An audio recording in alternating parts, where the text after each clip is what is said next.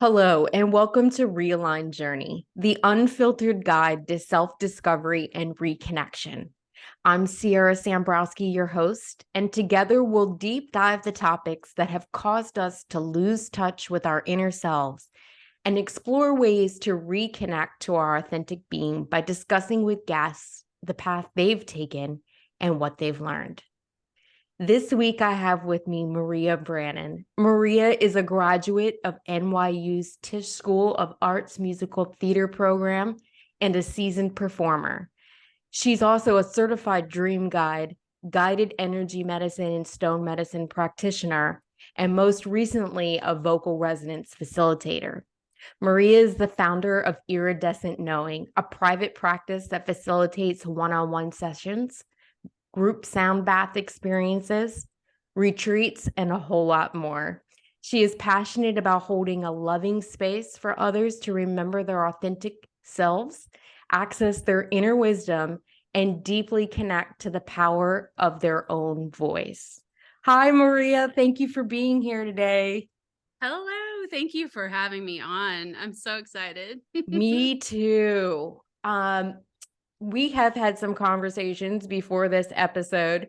And so I did talk to you about how exciting and how meaningful this really is to me personally, because finding my own voice is something that I've really struggled with. And I've had kind of these up and down moments with it in life. We were talking about how when I was a kid, I had no problem kind of using my voice and being on stage and singing and all that. And that's kind of gone away in some ways, though I love doing the podcast. I feel like this is kind of my new form of broadcasting, but this is also something that I wanted to do when I was a kid, so it's probably not surprising. Where did this journey of finding your voice come for you? So, yeah, and I totally get that what we were talking about before we hopped on of uh, feeling free when you're younger and then somewhere along the way something happens or someone says something or some kind of wounding around the voice happens for so many of us Mm-hmm. that I used to feel really free with my voice. And I remember even as a 5-year-old, like wanting to live in New York City, wanting to do Broadway and be on the stage and do all the Yeah. things. I just knew like my mom made the mistake of taking me with my older sister when I was 5. And I have this imprint of what it felt like to be in that energy of that city. And just, I felt so at home, and I carried that with me through my all of my formative years, and I performed on school plays and church performances and all the things. Any place I could sing or be performing, I wanted to do that. Somewhere along the way, though, um on my journey, I was getting a lot of mixed messages about my voice and what was okay and what was not okay. When it was okay to be all of me, and when it was not okay to be too much, Yeah, we you know, talked about too that. Yeah. loud, I had that, I too think, too. much. You need to, stay humble. Don't be a diva. Don't get too full of yourself. Don't get big britches, as my grandmother would say. Mm-hmm. Yep. That's the you same know, messaging I got too. So I get that. Yeah.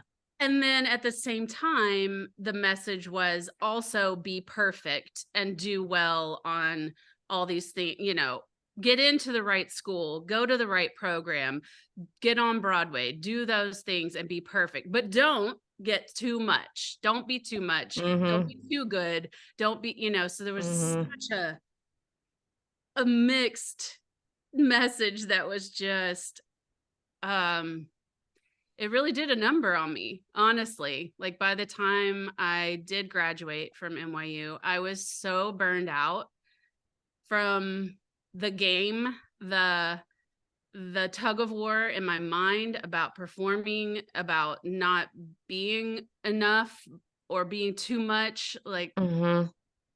I I really didn't want to sing at all, which was like a part of my soul not Mm-hmm. wanting to be present anymore. Mm-hmm. It's kind of what that felt like. And it just Yeah. the shutdown, right? And Yeah. even though I had all of this amazing training from amazing teachers all along the way that I'm so grateful for, there was a lot of competition, there was a lot of drama, Mm-hmm. literally.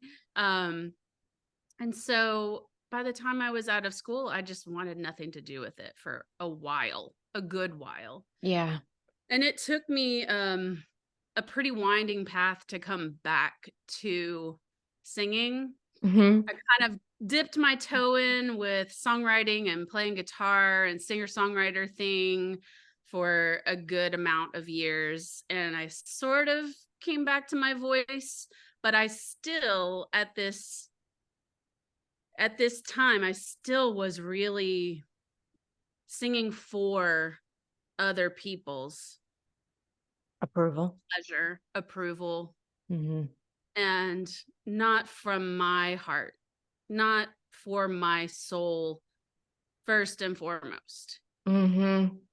And that, I think, when I lost that connection to my core self through my voice, my authentic voice, Mm-hmm. and the frequency and vibration that is me Mm-hmm. fully, Mm-hmm. I would get caught in the feedback loop of worrying about what I sounded like, Yeah. worrying if I was doing it right, worrying if people were liking it, if they liked me Yeah. Yeah. and approved of me. Yeah. Is it okay if I share like this? Is it okay if I sound like this? And like not having the sovereignty over myself to say, this is my voice. This is what I need to share. Yeah. And so a long journey of learning that Yeah. once I could connect back to my truth and my authentic voice and free myself from worrying about all of those expectations, then I started to find the healing part of my voice for myself first and foremost. Mm-hmm. Then, as it turns out, it also is healing for others to be able to share in that way. And it opens the door for others to share their voices in that way as well, in whatever way that is for them, whether it's singing or just speaking or just being able to express themselves and feel Yeah. better. Hmm. I think that's you just kind of touched on it, and I didn't really realize it until I was listening to you about how I think even if it's not singing, even if it's the things that we write or we put out there on social media or just the way that we have conversations with people, um a lot of times we're choosing our words, either verbally or written or whatever, based on trying to be acceptable to other people, getting their approval, or at the very least, not their rejection in some sort of Yes. way, right? Yes. Instead of using our voice in whatever form to just be a whole expression of ourselves. And I know for me, like I said, we talked about this a little at the beginning, and then it's interesting to hear how similar your experience was as a kid as it was to me, because I had said to you before, I think a big part of it was that I didn't have the dream to be a professional actor or singer, but I think for me when I was a kid, it was about being able to be on stage and feel like I could just belt it out. Like I could just be all of me in my fullest expression. And this was a very acceptable container for it. Mhm. And it somewhere along the line, I started realizing that container can also get you criticism. That container is not really safe. And it's not safe for me to be full out. And I think it's why this topic in particular appeals to me so much, because I feel like I've always felt like there's this something in me that I have to get out, and it will go wherever it needs to go, but the world needs to know. and they can choose Mhm. it or leave it behind. But Mhm. Mhm. do you, and so you've had all this very formalized training and stuff, but you've also had all the shamanic training and things as Mhm. well. And so is there something in shamanic practice that talks about the voice and our connection to soul? Because you multiple times had mentioned like that about it being connected to your soul. And I believe that. I don't Mhm. know why that is, but Mhm. is that Mhm. something in the shamanic training that you learn kind of where that connection comes from? No, it's not specifically something I learned from that, but just from various other studies and things that I've read, it is a thing. Like it is a Hmm. common practice to Yeah. find some call it your soul note, the Yeah. note that you were born to resonate out. So your specific frequency. And there are people who talk about your voice being your own medicine. Hmm. That's a very shamanic way of speaking about the lessons that are here for us in life. Hmm. Anything that is a challenge to us can be our medicine. It can be the thing that helps us unlock our fullest potential.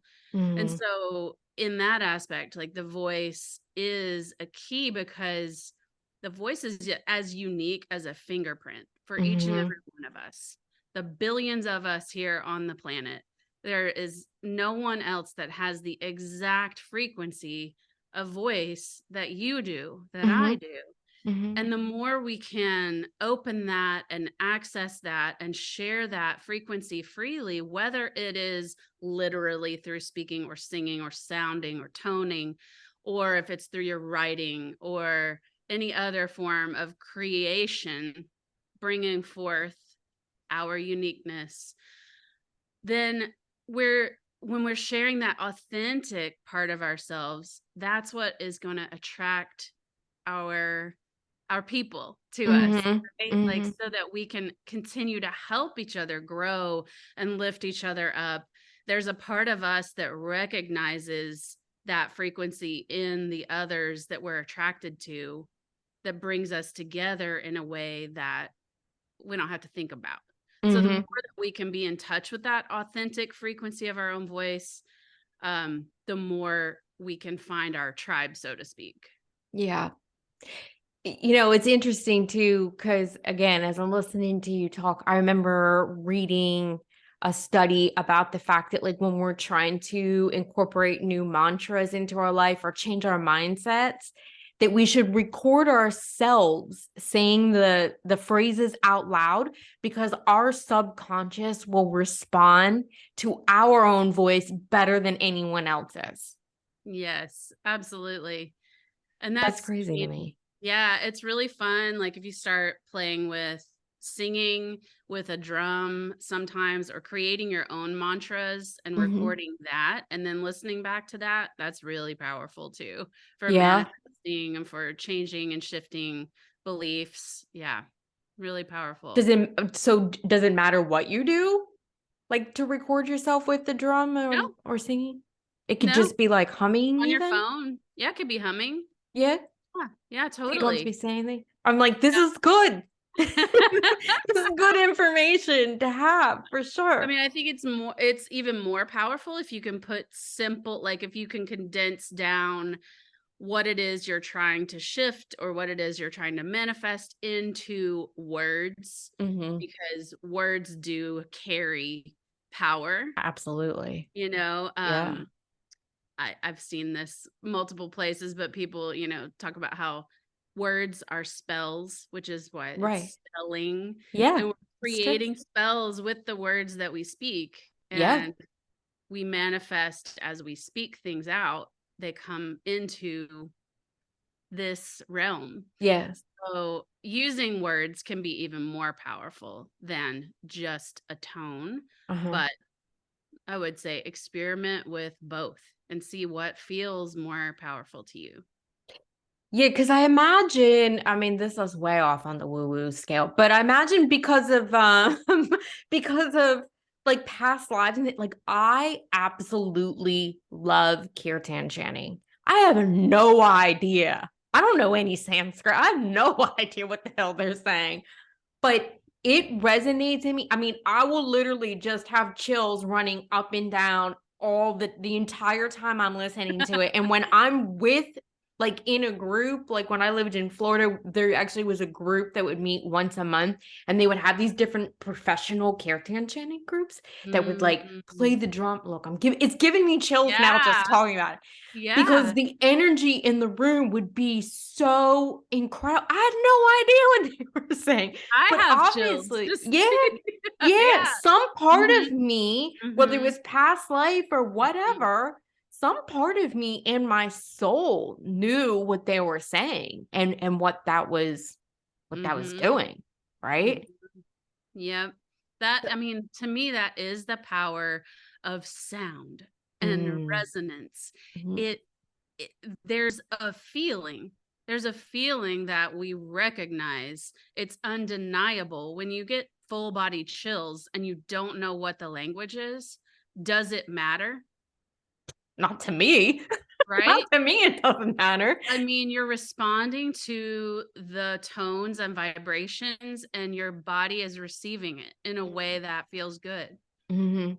So, at the very like basic level, that is healing. That is magical. That is beautiful. That is what music can do. Yeah.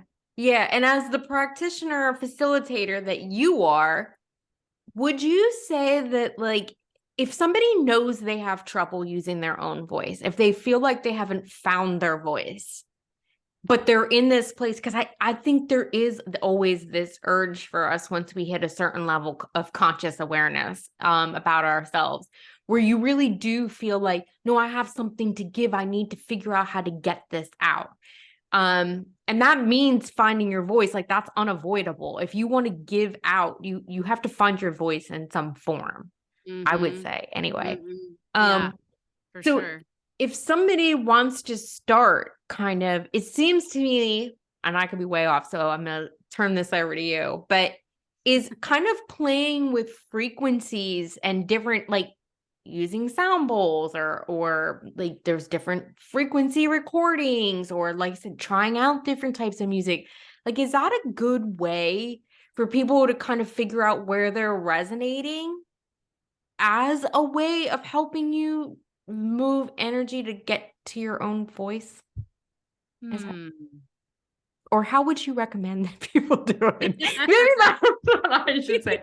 I don't know. There's some part of me that feels like if we start moving the energy and the finding a resonance of frequency in ourselves, like Yeah. does that help to kind of shift and move whatever's blocking you from finding your voice? I don't know, like Right, shake it right, out right. of you, right? Yeah, In yeah, I like think a I get what in your an question is. energetic way. So what's coming up for me right now is actually before you even go there. Let's go back a little because there's so many people who do have wounding around sharing their Mhm. voice, Mhm. whether it's from this lifetime or another, Mhm. Mhm. or multiple lifetimes. You know, Mhm. I have a lot of friends who have talked about memories of being burned at the stake or Yeah. memories of being hung Yeah. for what they just being themselves, right? Yeah. Yeah. So there are like energetic things happening that make us scared to share our voices. Mhm. So first, I would say exploring different ways of calming your nervous system, Mm. setting this space for safe exploration where you can Okay. really feel safe to start gently reconnecting with your voice. And it's almost like if you've been estranged from a friend Mhm. for a long time Mhm. and you want to start reconnecting and making reparations with that friend, and it's almost like that the consciousness of your voice, Mhm. it may have been scared off. And it Mm. may need some coaxing to build that trust back. to Mhm. feel like, no, I'm creating this safe space for you to come back home Mhm. and to be present with me. Mhm. Then from that place, so there's ways of like even just humming softly just on one note for, you could start really easy with 5 minutes a couple of Mhm. times a day, just and just intentionally creating a safe feeling in your body for your voice. And that is Mm. calming that vagus nerve that wanders all through our body and creates either a feeling of safety or the ability to run away from a tiger at Mhm. the drop of Mhm. a hat, right? And Yeah. so if our nervous system is like amped up, Right. then our breathing is tight and constricted, our blood flow is constricted, and so by humming, it's allowing us to slow down our breathing.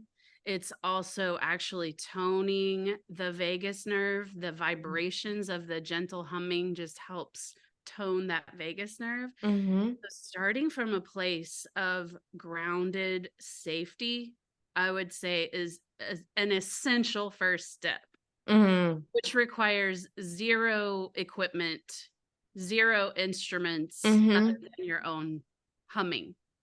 Yeah. And I think it feels really safe for people to hum because everybody can hum. Yeah. Everybody can hum. Yeah. Thank you for taking it all the way back to there. I'm like, it's the Aries in me that's like, let's shake it up. Let's just get right Let's at it. dive in. Yeah. So no, I think you sharing all that is really important. Really, really, really important. Cause Then you can dive in after you feel safe. yeah, yeah, yeah. Yeah. And you were talking about the vagus nerve too. So it makes me think, and I'm curious about what your experience has maybe been in working with others. Um, it makes me think about like just other trauma, like how working with our voice and sound, and singing and those kinds of practices in a really can be really healing maybe for other types of trauma.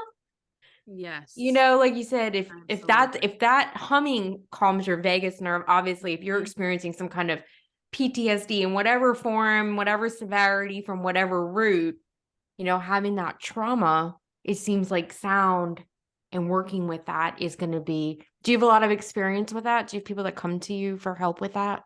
Yes, Yeah. absolutely. Absolutely. There's people that I've worked with um that have trusted me to create that safe space for them so that they can learn to start creating that safe space for themselves in their Mhm. body. Because when we have traumas, and there's all levels of trauma, right? There's big Mhm. traumas, there's little traumas. Mhm. And a lot of times it doesn't actually matter Mm-mm. what it was that happened. It's how we reacted to it and stored it in Exactly. ourselves, right? Yeah. Yeah, it's that So, storage of it. yeah, exactly. So, again, just it's essential, I think, when you're sharing something as vulnerable as your voice, Mhm. because it is a vulnerable thing to Mhm. share yourself fully, especially in the society that we've built. There's so much judgment and Mhm. people are Criticism and all quick that, to yeah. cut people down, and it's just people acting out of their own wounding, Sure. really. But so to create that safety for yourself in your own sounding practice can Mhm. be so healing holistically. So, whatever your trauma has been, it can definitely help you start to feel at home in your own body again and start Mhm. to feel like, because so many, and I've had traumas, I've had big Mhm. traumas and little traumas, and um, I was pretty out of my body for a Mhm. long Mhm. time.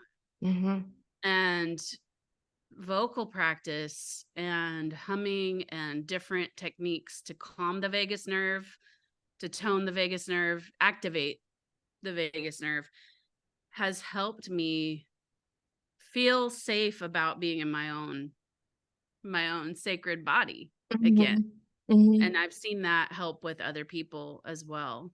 And so there's so many different exercises that you can do with like self-massaging your ears Oh, and really? humming, and there's tapping, like EFT Tapping? tapping Yeah. helps. There's even just like gently stroking your arms and telling yourself, I'm safe. Mhm. I'm safe. You're safe now, Yeah. and just gently talking to yourself. Um, it might sound crazy, but it works. There, Yeah. because the other side of this is a lot of us did not get the amazing, wonderful childhood that maybe we wished we had, or we didn't Mhm. get the love in the way that we wanted it or needed it to feel Mhm. safe. So now, as an adult, we we can take that and actually give that to ourselves through Yeah. these practices, and being intentional with even just a simple hum, Mhm. actually intentionally directing it to anywhere in your body that needs that extra love, that needs that extra reassurance. Mhm. It's really powerful. Yeah. And then doing that with opening your mouth up and letting sound really come out Yeah. is so powerful. So powerful. I know it's one of those weird things where like even when you take a yoga class and if the instructor tells everyone to exhale through their mouth and let out a sigh or something, like how many people don't do that?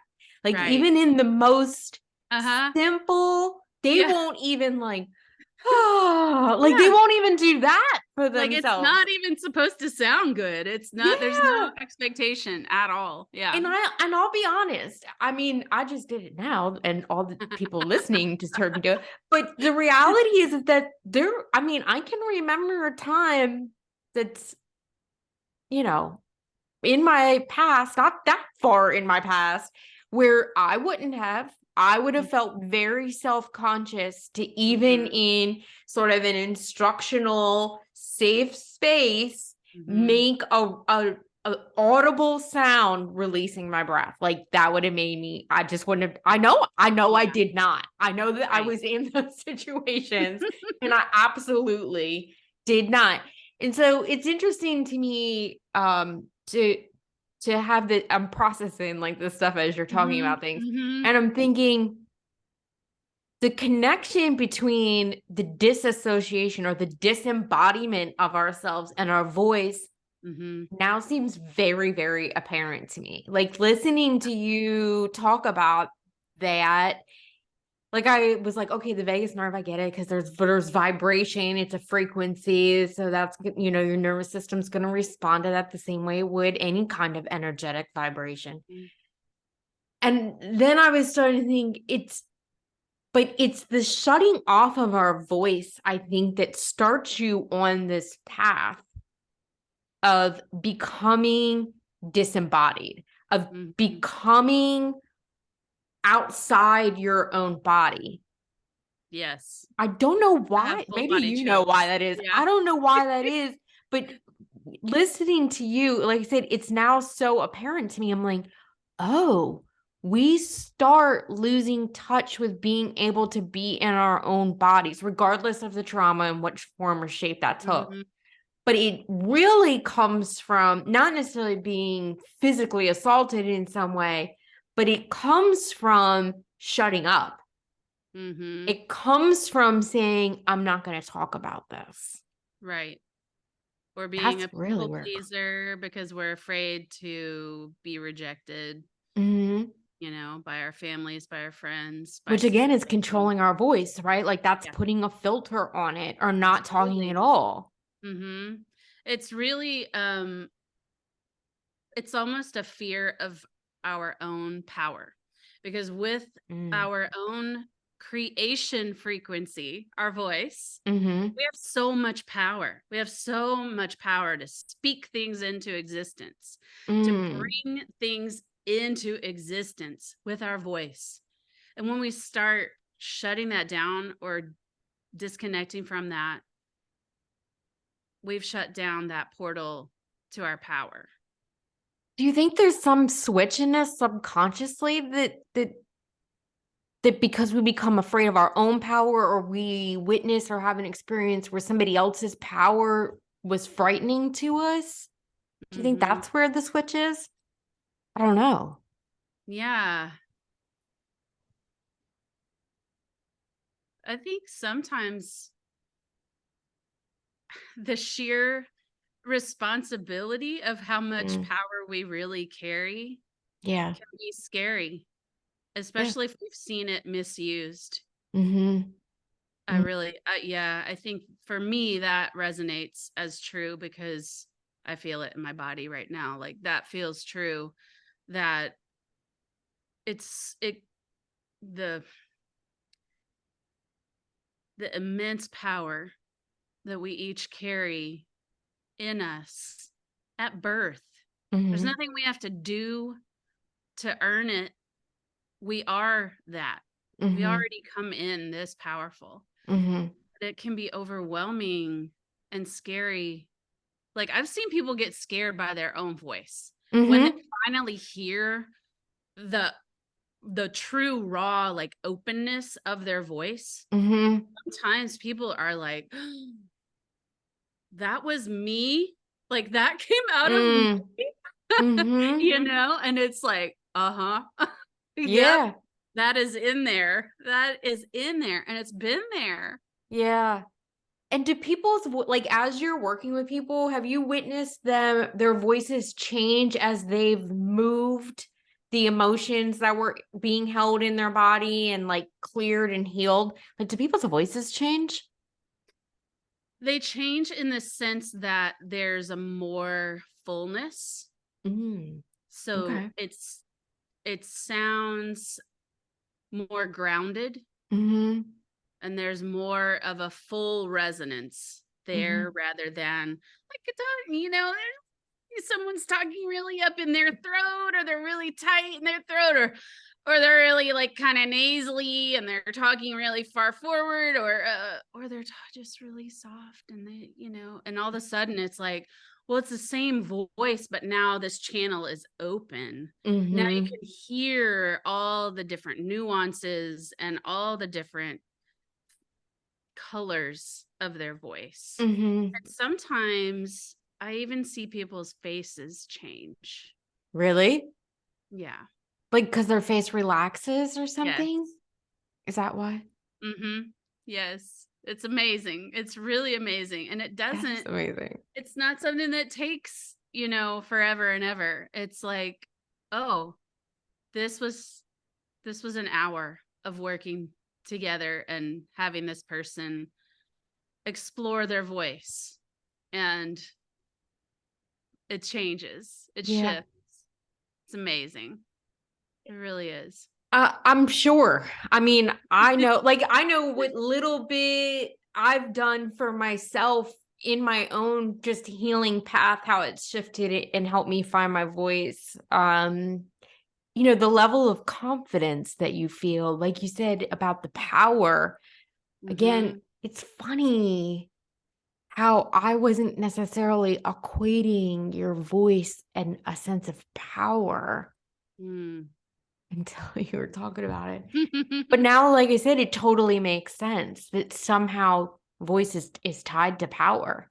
Yeah. Um, And can I just jump in with, yeah. especially for women, Mm, especially for women, and for anyone who hasn't seen an image of vocal cords, Google that. okay. Google Yeah, I have that not. and look at the vocal cords compared to your female anatomy. Okay. It Okay. is like a mirror image Really? of our channel of power. Oh, The ways that we create in this world, yeah. whether you're a mother or not. Right. Because that doesn't matter. No, Right. it's this channel of creation. I just got chilled when you said that because So I I believe highly that. recommend like Googling that and see it. And you could even Google like, side by side of vocal cords and female anatomy, and just you'll just be like, what?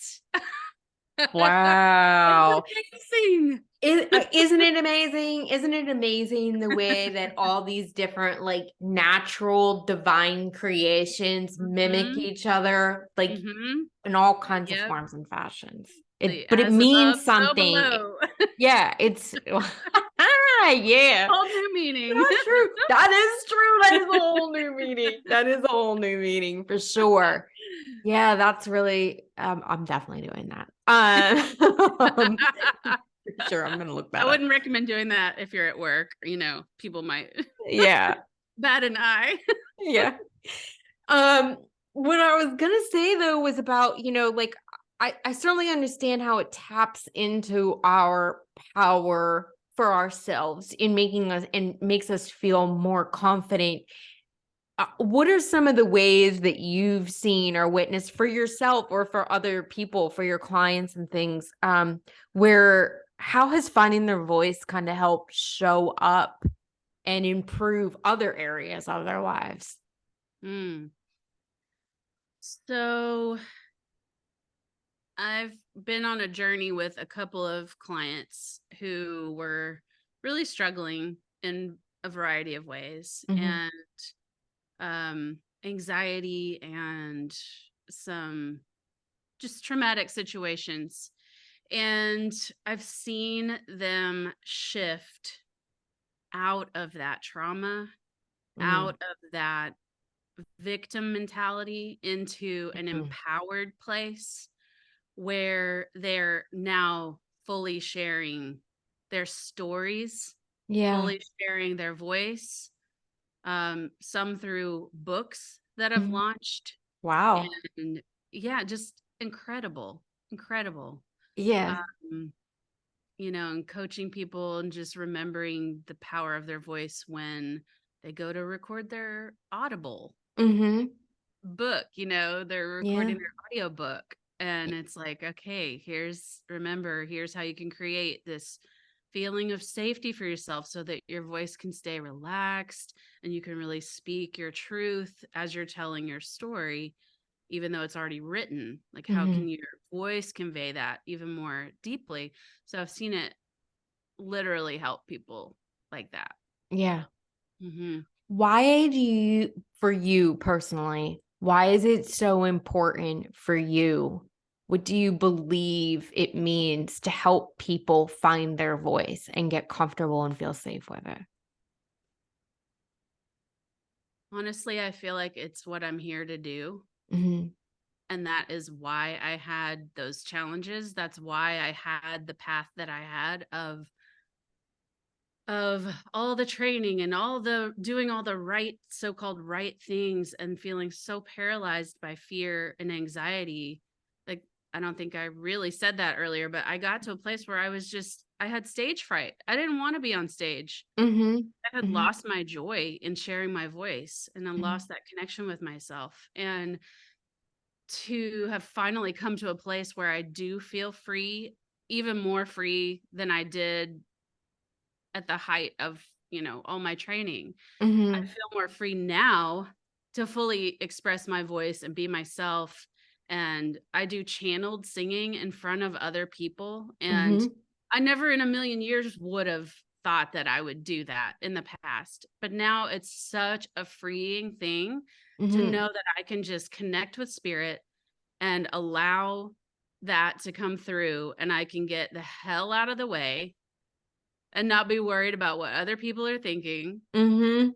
and to be able to facilitate that kind of freedom in whatever it is that other people need to express. Mhm. That is pure joy to me. Like, I Mhm. end sessions and I feel energized. I feel blessed beyond belief. I feel excited for them, and I just want to see them go out and do amazing things. So Yeah. that's what lights me up. I feel like I'm here to do that. Yeah. Yeah, I love that. I love that because I mean, I think that is such an incredible gift. And I think that sense of, you know, of uncaging the bird, right? Like Mhm. it was Maya Angelou, I believe, that wrote that book, right? Why the Caged Bird Sings. And Right. it's like, but there's so many of us, we all are that bird, we all have that song in us, and there are Yes. some of us that are caged. Mhm. And so you Mhm. help people to set them free, and that relief, the way that it opens you up and sheds off some weight that was never yours to begin with, I Yes. think is super beautiful. And I Mm. love it so much. Maria, this has been a really great conversation. Thank you So so fun. much for being here. I feel like, oh man, power, and we got the lady bits looking like the vocal cords. We got all kinds of stuff out of this today. This has been awesome.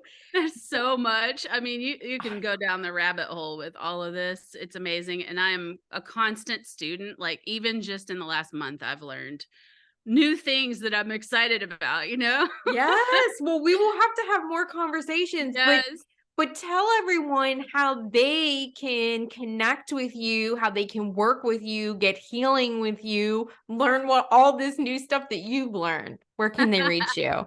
Sure, thanks. So, people can find me at Iridescent Knowing, and that's IRID. Everybody asked about that. I'm like, "Shoot, I guess I shouldn't have made that so hard." But it came to me in a dream, so that's what it is, people. Iridescent Knowing. Yeah, awesome. And it's Okay. the same for my Instagram. Those are the best 2 ways to Okay, find perfect. me and get in touch, and, I do remote sessions as well. Um, it's definitely more fun if we can be in person. I do Yeah, one-on-one sessions. I do sound baths for small groups and retreats. If you wanna hire me to come to a beautiful retreat place and I do a do. sound bath and vocal activation, I love doing that. So those are All the best, right. yeah, best places to find me, iridescentknowing.com. All right, excellent. Thank you again for being here. To everybody that's listened, we hope you found a lot of value in this today. Love to hear your comments. You can always connect with me on Facebook or Instagram at Sierra Intuitively Knows. We always post all of the broadcasts. So just leave your comments, thoughts, and questions for Maria or I in the comments on the post. That's a great way to reach us. And I Thank hope you. you're Thank you, welcome. Sierra. You're welcome. And we hope you all will tune in next time.